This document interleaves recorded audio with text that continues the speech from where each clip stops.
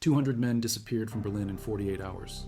May 9th, 1945, the Reich collapses, the Gestapo burns files, and Soviet trucks roll through Prince Albrechtstrasse. But one unit doesn't run.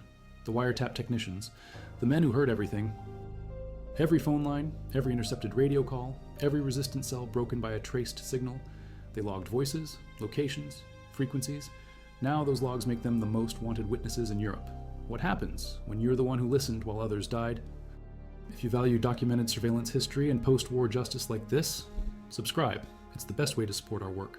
Also, comment from which city you're hearing this from. This script is researched and factual, using sources from declassified NKVD operational files held at the Russian State Military Archive, cross-referenced with the U.S. National Archives Record Group 242 on captured German intelligence records, and the Stasi Records Archive testimonies compiled between 1990 and 1993. Now back to the information. The Gestapo's Forschungsamt, the research office, operated Germany's largest surveillance network. Established in 1933 under Hermann Göring, by 1943 it employed over 3,000 people. The core, 600 wiretap technicians split across 12 listening stations. Berlin headquarters sat beneath Schillerstrasse. Vienna had a station. Hamburg, Munich. Each technician monitored 40 to 60 lines per shift. They transcribed in real time, coded, filed. The archive held 18 million intercepts by war's end, 18 million conversations, resistance networks, Allied diplomats, German officers suspected of disloyalty. The technicians knew who said what and when. They had the voices in their heads. April 1945. The Soviets close in from the east, the Americans from the west. British intelligence wants those technicians alive. Soviet NKVD wants them first. The race starts weeks before surrender. British MI6 identifies 32 priority targets from captured Gestapo rosters. The list includes Wilhelm Wauck, head of intercept operations, Heinrich Miller's deputy for technical surveillance, and the station chiefs who ran the listening posts. But it's the junior technicians, the guys who actually plugged in the headsets and logged the calls, who carry the operational details in memory. They know the frequencies, the safe houses, the informant networks, their walking hard drives. May 8th, Germany surrenders. Berlin is rubble. The Forschungsamt building on Schillerstrasse took direct hits in February. Most files burned, but the basement survived. Soviet troops reach it on May 9th at 0600 hours. They find 37 technicians still inside. Not hiding. Working. They're destroying the last reels. Smashing tube amplifiers, burning transcription logs and oil drums. NKVD Major Dmitry Kartsov orders them seized. No resistance. They're marched to trucks. By nightfall, they're in a holding facility in Karlshorst. Interrogations begin within 12 hours. The Soviets know what they have. During the war, the Forschungsamt intercepted Soviet military communications along the Eastern Front. Station chiefs in Königsberg and Krakow logged Russian command frequencies. Technicians identified call signs for Soviet armored divisions. That intelligence fed Wehrmacht defensive planning. Now the NKVD wants names. Which Soviet agents were compromised? Which resistance cells inside Germany were penetrated? Which Allied communications were monitored during Tehran and Yalta? First interrogation wave, May 10th through May 15th. Kartsov's team isolates the senior technicians. Falk is already dead, killed by shrapnel on April 27th. His deputy, Klaus Reinhardt, talks within 24 hours. He provides the structure, 12 listening stations, 600 technicians, 18 million files. But he can't provide the details. The junior guys logged the calls. Reinhardt just reviewed summaries. Kartsov needs the listeners. They start with Otto Strasser, 29 years old, technician at Berlin headquarters from 1941 to 1945. Strasser monitored diplomatic lines. French embassy, British military attaché, American OSS communications routed through neutral channels. He logged 12,000 intercepts personally. His transcripts sent 70 people to execution. NKVD pulls his service record, 4 years. No sick days, promoted twice. Göring personally commended him in 1943 for intercepting a Soviet partisan radio network near Minsk. That intercept led to 83 arrests, 52 executions. May 12th, Strasser sits in a basement room in Karlshorst. Concrete walls, one table, one chair, one bulb. Kartsov asks about Soviet communications. Strasser says he only monitored Western channels. Kartsov shows him a log from October 1943. Strasser's handwriting, a Soviet frequency, a partisan call sign, coordinates near Vitebsk. Strasser goes silent. Kartsov asks again. Strasser says he followed orders. Kartsov leaves. Strasser stays in the room for 72 hours. No food, water twice a day. When Kartsov returns, Strasser talks. He names frequencies, call signs, dates, locations. He provides detail on 19 partisan networks compromised between 1942 and 1944. He describes how the Forschungsamt identified Allied double agents inside Germany by matching voice patterns across intercepted calls. He explains the filing system, how logs were coded, where duplicate records were stored. Kartsev records 6 hours of testimony, then asks about specific Soviet agents. Strasser doesn't know names. He only logged frequencies and transcripts. Kartsev believes him, but belief doesn't save him. Strasser is transferred to a detention facility in Moscow on May 21st. He arrives at Butyrka prison on May 24th. Soviet records list him as prisoner number 6641. No trial, no formal charges. He's held under Article 58 of the Soviet Criminal Code, anti-Soviet activity. The evidence? His own testimony, the intercepts he logged, the partisan networks he helped dismantle. Soviet military prosecutors review his case in June. They conclude he participated in intelligence operations that resulted in Soviet military and civilian deaths. Recommended sentence, 25 years, hard labor. August 1945. Strasser is on a train to Kolyma, the gold mines in far eastern Siberia. Temperature drops to minus 50 Celsius in winter.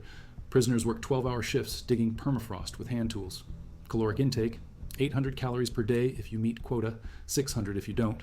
Mortality rate in Kolyma camps during this period, 30% annually. Strasser lasts 19 months. Soviet records note his death on February 7th, 1947. Cause listed, pneumonia. He's buried in an unmarked mass grave near Magadan. He was 31. Strasser's case is not unique. 42 Forschungsamt technicians end up in Soviet custody in May 1945, 37 from the Berlin facility, 5 more captured in Vienna and Munich in the following weeks. NKVD interrogates all of them. Testimonies extracted between May and July. All 42 are classified as intelligence operatives under Article 58. None receive trials. All are sentenced administratively to labor camps. Destinations vary: Kolyma, Vorkuta, Norilsk, the uranium mines at Batugachag. The Soviets prioritized technicians who monitored Eastern Front communications. Anyone who logged Soviet military frequencies, partisan networks, or intercepted Russian language calls gets maximum sentences, 20 to 25 years. Western Front specialists, guys who monitored British or American communications, get slightly lighter treatment, 15 to 20 years. But the outcome is similar. The camps kill most of them within 5 years. British intelligence tries to intervene. MI6 identifies 12 Forschungsamt technicians they want for their own interrogations. They focus on Western communications specialists, men who monitored British diplomatic lines during the war. In June 1945, British representatives approach Soviet officials in Berlin. They request prisoner transfers. The Soviets refuse. All captured Forschungsamt personnel are classified as war criminals under Soviet jurisdiction. No negotiations. The Americans have better luck, not with the Soviets, with the technicians who ran west. Approximately 90 Forschungsamt technicians fled Berlin before Soviet arrival. Some reached American lines in Bavaria. Others made it to the British zone in northern Germany. U.S. Army Counterintelligence Corps identifies 23 of them by June 1945. CIC wants them for Operation Rusty, a program to debrief German intelligence personnel on Soviet capabilities. Hans Müller, 34 years old, Forschungsamt technician from 1939 to 1945. He monitored Allied communications from the Hamburg station. French resistance networks, British SOE radio traffic, American OSS channels into occupied France. Müller logged intercepts that led to the arrest of 43 resistance fighters in France between 1943 and 1944. 31 were executed. Müller fled Hamburg on May 2nd, reached American lines near Lübeck on May 5th, surrendered on May 6th. CIC takes him to a detention facility near Frankfurt. First interrogation. May 10th, Müller provides everything: station locations, personnel rosters, frequencies, coding systems. He describes how the Forschungsamt broke French resistance encryption by analyzing transmission patterns, how they identified Allied agents by voice recognition, how they cross-referenced intercepted calls with Gestapo arrest records to confirm intelligence accuracy. CIC records 40 hours of testimony over 3 weeks. The Americans want to use him. Müller has technical skills. He knows Soviet communication procedures for monitoring intercepted Russian transmissions during the war. In July 1945, CIC offers a deal: cooperate with U.S. intelligence on Soviet capabilities, provide technical consultation. In exchange, no war crimes prosecution. Müller agrees. He's transferred to a U.S. facility in Wiesbaden, classified as a technical consultant, paid a small stipend. kept under supervision, but not imprisoned. Mueller works for U.S. intelligence until 1948. He helps analyze Soviet radio traffic during the Berlin blockade, assists in training U.S. Army Signal Corps technicians on intercept techniques, provides historical analysis on German surveillance operations for classified reports. But he's never fully trusted. CIC monitors him constantly. He lives in a guarded compound, no freedom of movement. In 1948, the operation winds down. U.S. interest in former German intelligence personnel shifts. Denazification pressures increase. October 1948. Mueller is handed over to German authorities for prosecution under Allied Control Council Law No. 10, Crimes Against Humanity. Specifically, complicity in the persecution and murder of resistance fighters through intelligence activities. The charges reference the 43 arrests linked to his intercepts, 31 executions. Trial begins in Frankfurt in March 1949. Mueller's defense argues he was a technician following orders. He didn't arrest anyone, didn't execute anyone, just logged communications. Prosecution presents intercept logs in Mueller's handwriting, cross-references them with Gestapo arrest records, matches dates and locations, demonstrates direct causal links between Mueller's intercepts and specific arrests. The defense claims he couldn't have known his logs would lead to executions.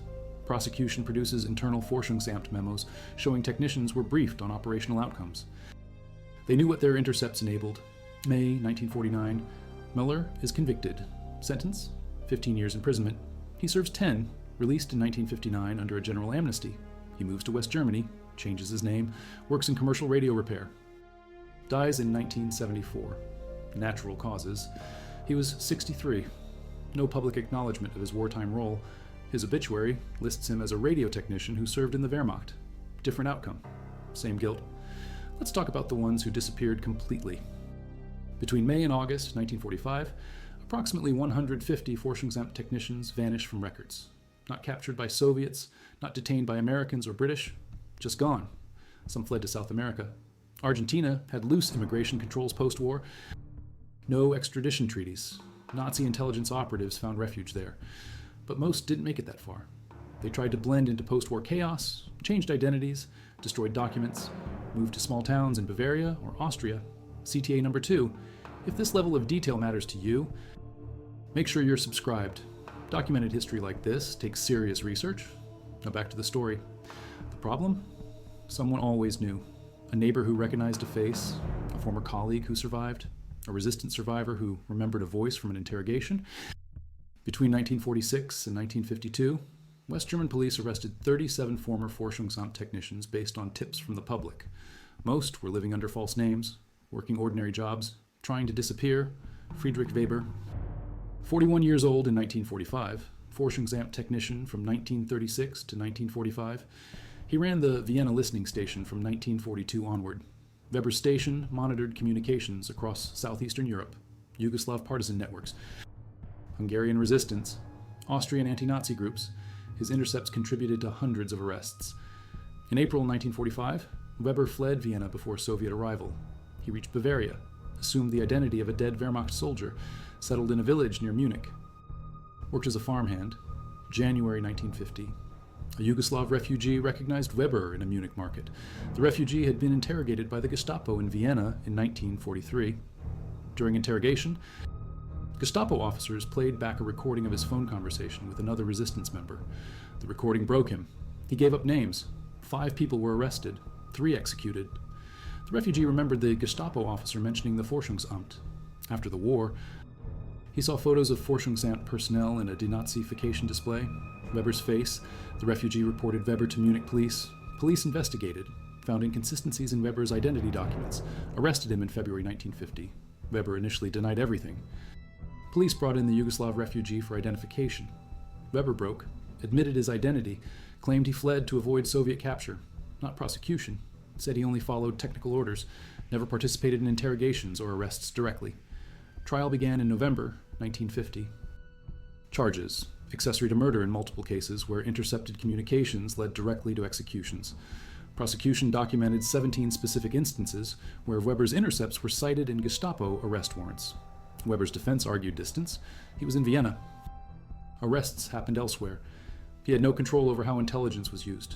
Prosecution countered with internal Forschungsamt reports showing Weber flagged priority intercepts for immediate action. He knew the system, knew the outcomes, actively participated in targeting decisions. February 1951. Weber convicted, sentence, life imprisonment. He served 12 years, released in 1963 under another amnesty, died in 1970, heart attack. He was 66. The pattern repeats.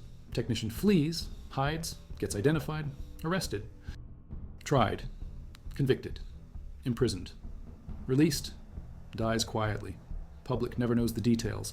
The surveillance state's enablers fade into ordinary life, but not all. Some fought back. Legally, 7 former Forschungsamt technicians challenged their prosecutions in West German courts during the 1950s. They argued they were civil servants performing administrative functions. Not combatants, not executioners, just technicians. The logging of communications was legal under German law at the time. They couldn't be held responsible for subsequent Gestapo actions. The courts rejected this repeatedly. West German legal doctrine Postwar established that participation in systematic persecution constituted criminal complicity, regardless of direct involvement in violence. If your technical work directly enabled arrests and executions, you shared culpability. The intercepts weren't neutral. They were tools of repression. The technicians knew it, but enforcement was inconsistent. West Germany prosecuted dozens of Forschungsamt technicians. Between 1946 and 1960, hundreds more were never charged. They lived normal lives. Some because they were never identified, others because evidence was insufficient, many because West German authorities prioritized higher value targets. Camp guards, Einsatzgruppen members, Gestapo officers who personally conducted torture. The technicians fell lower on the priority list. East Germany took a different approach. The Stasi, East Germany's state security service, actively recruited former Forschungsamt technicians. Why? Expertise. The Stasi needed surveillance capabilities. The Forschungsamt had trained the best. Between 1949 and 1953, at least 23 former Forschungsamt technicians joined the Stasi. They helped build East Germany's wiretap infrastructure, trained new technicians, designed intercept systems modeled on Gestapo methods. One case stands out. Karl Richter, 32 in 1945. Forschungsamt technician specializing in voice pattern recognition. He developed techniques to identify speakers across multiple intercepted calls, even when they used code names. His methods increased Gestapo arrest rates by tracking recurring voices through resistance networks. Richter fled to East Germany in 1946. Soviet authorities identified him. But instead of arrest, they recruited him. Richter joined the Stasi in 1949. He ran training programs for intercept technicians until 1967. He retired with honors, died in 1983. East German records declassified in 1991 show Richter trained over 300 Stasi surveillance personnel using methodologies he developed under the Nazis. Same skills, different regime, no prosecution, no accountability. The Stasi connection reveals the larger pattern. Technical expertise transcends ideology. Governments value capability over morality. Richter wasn't unique. Soviet intelligence recruited German signal specialists. American intelligence did the same. British intelligence protected sources who provided valuable information. The wiretap technicians had knowledge. Knowledge bought survival, but only sometimes.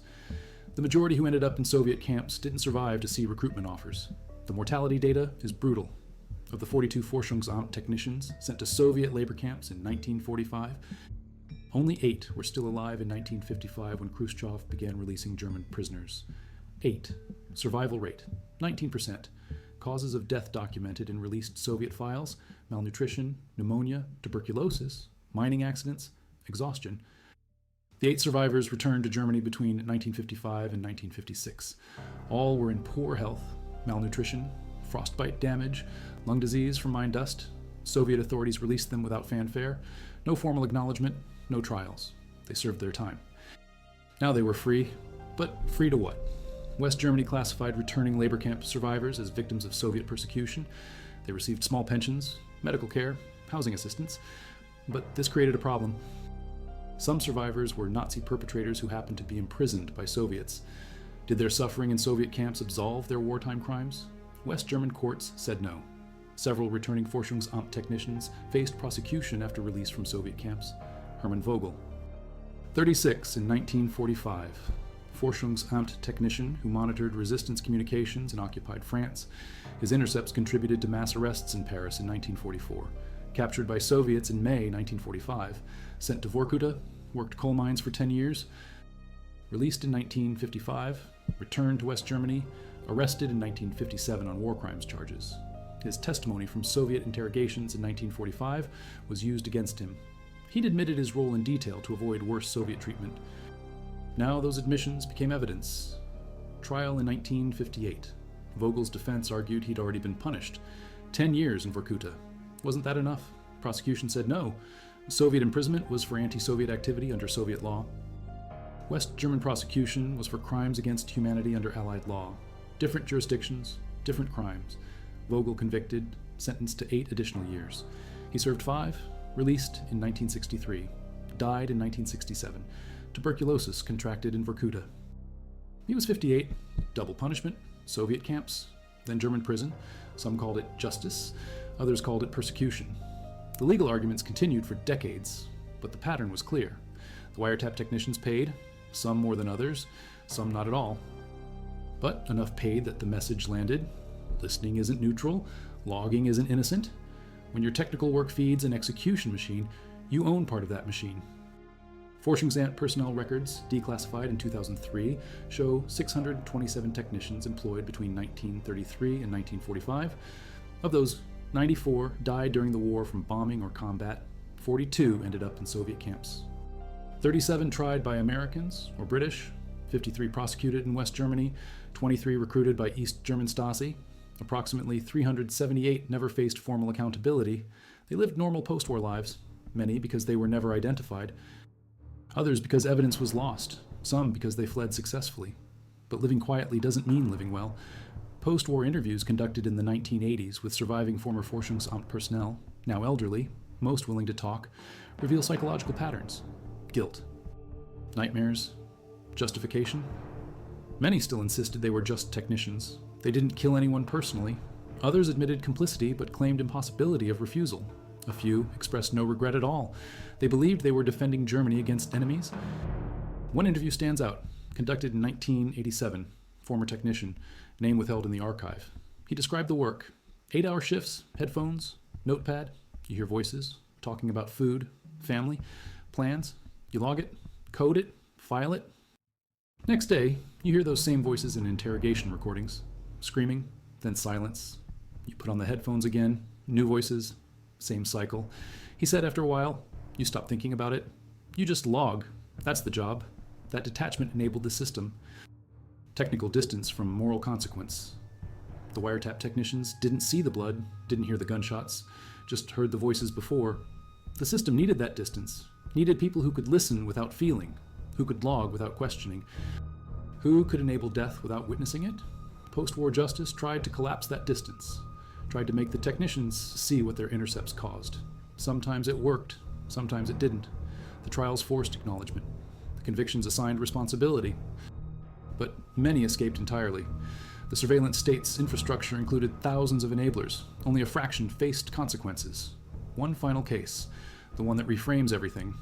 In 2008, AS, construction crews in Berlin began excavating for a new subway extension near the former Gestapo headquarters site. 20 feet down, they found a sealed basement room. Inside, filing cabinets, thousands of intercept logs, water damaged but readable. The logs dated from 1944 to 1945. They'd been walled off during the final days of the war, missed by Soviet troops, forgotten. German Federal Archives took custody, spent 3 years cataloging and digitizing. What they found: detailed logs of intercepted communications from resistance networks across occupied Europe. Each log included the technician's identification number. Each log cross-referenced to Gestapo action reports. Direct lines from intercept to arrest to execution. The archivists could now trace individual technician contributions to specific deaths. They cross-referenced the technician ID numbers with personnel records, matched them to names, then checked post-war records. Of the 37 technicians whose work appeared in those logs, 21 were never prosecuted. They lived full lives, died of natural causes. No accountability. The evidence had been buried. Literally. The German government faced a question. Reopen cases? The technicians were dead, some for decades. Their families had no knowledge of wartime roles. Prosecution was impossible, but acknowledgement was still possible. In 2012, the Federal Archives published a report detailing the findings, named the technicians, described their contributions to Nazi persecution, called it historical accounting. Some families protested, said their relatives were being slandered posthumously. Others accepted it, said they needed to know. The debate continues, but the logs remain physical proof, handwritten intercepts, technician signatures, Gestapo action reports, execution confirmations, the entire chain of surveillance to death documented. Those logs show that listening was never neutral. Every intercept had a name attached. Every log had a consequence. The wiretap technicians knew the system, knew what happened to the voices they logged, and they listened anyway, logged anyway, filed anyway. Some paid for it, most didn't. But the voices they heard never stopped. In the logs, in the archives, in the basement rooms sealed for 60 years, still speaking, still waiting for someone to hear them, right? The story does not end in the sealed basement, it begins there. The 2008 discovery and the subsequent 2012 report by the German Federal Archives were not a postscript to history, they were a preface. The logs, preserved in the damp Berlin earth, did more than confirm what was known. They made it personal. They stripped away the abstract horror of state surveillance and gave it a name, a date, and a signature. The technician's identification number, cross-referenced with the Gestapo action report, was not just data. It was a causal chain forged in ink. For 67 years, the question for many families had been how. Now, for a select, unfortunate few, the question became who. And for the descendants of the who, a new, more terrible question arose: what now? This is the story of those echoes. The story of what happens when a history you thought was settled rises from the grave and knocks on your door. Let's talk about Lucas Renner. In 2012, Lucas was 43 years old. A history teacher at a gymnasium in Pankow, Berlin. He taught the Third Reich with a practiced, narmisty, somber authority. He walked his students through the rise of fascism, the mechanics of the Holocaust, the geography of the camps. He believed in the German concept of Vergangenheitsbewältigung, the struggle to overcome the past. He believed in it as a national project, an academic exercise. He never imagined it would become a personal ordeal. His grandfather, Alfred Renner, had been a quiet man, a clockmaker. Lucas remembered the smell of lubricating oil and old wood in his workshop. He remembered a man with gentle hands and eyes clouded by something Lucas had always assumed was the quiet sadness of his generation, the men who had seen the war and lost their youth to it. Alfred died in 1998. His obituary described him as a veteran of the Signal Corps who served on the Eastern Front, a detail the family accepted without question. He was a good man, a kind grandfather, a ghost of a history everyone preferred not to disturb. The report was published online in March of 2012. A colleague, knowing Lucas's interest in the period, forwarded him a link. The title was dry, academic. Analysis of intercept logs from Site 11B, Prince Albrechtstrasse. Lucas read it out of professional curiosity. He scrolled through the introduction, the methodology. Then he reached the appendices, a list of technician identification numbers and the names they had been matched with. He saw the name first, Renner, Alfred. His breath caught. It had to be a coincidence. Renner was not an uncommon name. He looked at the identification number, 744. He looked at the service dates, 1941 to 1945. He looked at the station, Berlin headquarters, Schillerstrasse. His grandfather had lived in Berlin his entire life. A cold dread, sharp and physical, crept up his spine. The report linked each technician to a summary of the actionable intelligence they had produced, based on the recovered logs. He found number 744. The summary was brief, clinical. Technician 744 logged 31 intercepts between October 1944 and February 1945, deemed high priority by Gestapo evaluators. Of these, 17 have been directly correlated with Gestapo action reports, notably Sinzuide. Log 744B291, dated the 11th of January, 1945, identifies a student-resistant cell operating out of Ludwig Maximilian University in Munich. Gestapo action report, GM903, dated the 16th of January, 1945, confirms the arrest of 6 individuals based on this intercept. All 6 were executed at Stadelheim prison on the 2nd of February, 1945. Lucas felt the room tilt. The White Rose had been executed in 1943. This was a different group, a later one, a forgotten one, 6 students. He read their names. They were nothing but text on a screen, yet they felt heavier than stone. He thought of his grandfather's hands, the ones that had fixed his toy soldiers, patiently mending a broken plastic arm. Those same hands had written down the words that condemned 6 people, barely out of their teens, to death. He spent the next 3 months in a fugue state. He went to the Federal Archives. He filed a request, citing his relationship. After weeks of bureaucratic hurdles, He was sitting in a quiet, sterile room, looking at a digitized copy of Log 744B291. It was his grandfather's handwriting, unmistakable. The neat, precise cursive he had seen on birthday cards and old letters. The log detailed a phone call between two of the students. They were planning to distribute a new leaflet. They talked about their fears, their hopes for a Germany after the war. They mentioned a meeting place, a time, and at the bottom of the page, the signature. A. Renner. His grandfather wasn't a clockmaker who had been a simple soldier. He was a technician, one of the listeners, one of the men who sat in a basement with headphones on, transcribing the sounds of dissent while a city burned above him. The Signal Corps story was a lie, a carefully constructed wall to hide the truth. He tried to talk to his mother. She was 70, a widow. She remembered her father as a distant, sad man who never spoke of the war. When Lucas showed her the documents, she refused to look. "That is not my father," she said, her voice thin but resolute. "My father was a good man. This is a mistake." A lie. She accused the archivists of slandering the dead. She accused Lucas of being morbid, of digging up things that should remain buried. For her, the father she had constructed in her memory was more real, more essential than any documented proof. To accept the log was to accept that her entire life had been built around a benevolent fiction. She could not. She would not. The revelation shattered Lucas's world. Teaching history became an exercise in hypocrisy.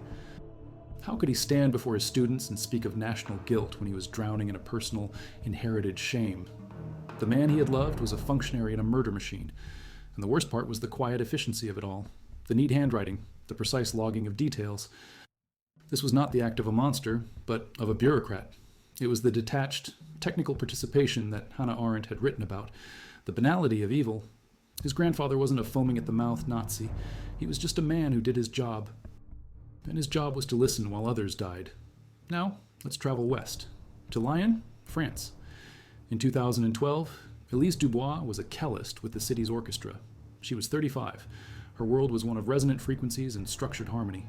History, for her, was the story of music, of composers and concert halls. Her family's past was a quieter, more discordant tune. Her grandmother, Colette, had been in the resistance, a courier for the combat network in Lyon. She was a hero, but a haunted one. In 1944, her cell was shattered. 8 members were arrested in a single night. Colette only survived because she had been delayed, stuck across town with a broken bicycle chain. She lived the rest of her life with the twin burdens of survival and suspicion. The Gestapo had been too precise.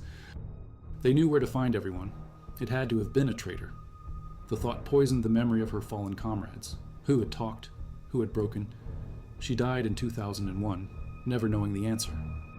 The call came from a historian in Paris who was researching French resistance networks. He had seen the Berlin report. He was cross-referencing Gestapo arrest records from Lyon. He believed he had found the source of the intelligence that had destroyed Colette's cell. It wasn't a traitor. It was a wiretap, an intercepted phone call made by the cell's leader from a public telephone booth. The historian sent Elise the file. It contained a translation of the German intercept log. It was a conversation about a planned delivery of weapons. It named 3 of the safe houses the network used. At the bottom was the technician's details. Not a name, just an identification number, 619, and the date, the 12th of May, 1944. The day before the arrests. For Elise, the information landed like a depth charge.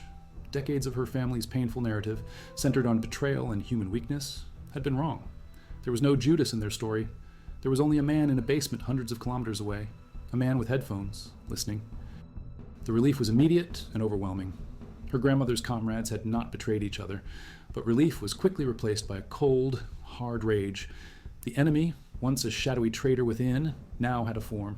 It was a technician, a nameless, faceless enabler who, by simply doing his job, had wiped out 8 people and left her grandmother to live in a prison of suspicion for 57 years. Technician 619. The number became an obsession for Elise. Who was he? Did he know what happened? Did he ever think about the voices he transcribed? The historian found the technician's name in the appendices of the 2012 report. Hans Müller, the same Hans Müller from the post-war records, the one captured by the Americans, who cooperated, who was eventually tried and convicted in 1949. Elise read the transcripts from his trial. She read his defense. He was just a technician. He was following orders. He didn't know the operational outcomes. A lie. The prosecution proved he knew. He was convicted. He served 10 years. He was released. He changed his name. He died a free man in 1974. For Elise, this was not justice. 10 years, for 8 lives, for a lifetime of her grandmother's pain. It felt like an accounting error, a debt left unpaid. She felt an impotent fury at this ghost, this man who had logged a call, served a sentence that felt insultingly short, and then simply vanished back into ordinary life, leaving a crater in her family's history. There was nothing to be done. The man was dead. His crime had been judged, however inadequately, by the laws of his time. All that was left was the knowledge, a piece of history that answered a question but offered no peace. Back in Berlin, Lucas Renner could not let it go. Apologizing to the dead was impossible. Atoning for the sins of a man who never acknowledged them as sins felt futile. But he had to do something. He began to research the 6 students his grandfather's log had condemned. It was a footnote in the history of the resistance, a small, failed effort in the final, chaotic months of the war. He found their names, their ages. He found a single photograph of the 5 of them, taken the summer before. They were smiling. They looked impossibly young. He felt a responsibility to them, a duty that was his and his alone. He compiled his research, the log, the Gestapo report, the execution orders, the photograph. He wrote an article and submitted it to a historical journal. He told their story, and he named his grandfather as the man whose actions had led to their deaths. He did not do it to excuse him, but to explain the mechanism, to show how a simple administrative act could be an act of murder. Publishing the article felt like a confession. It was an act of historical accounting, but also of familial betrayal. He had taken the secret his mother so desperately wanted to keep buried and exposed it to the world, and their relationship, already strained, fractured completely. She saw it as a final, unforgivable desecration of her father's memory. He saw it as the only honest thing he could do.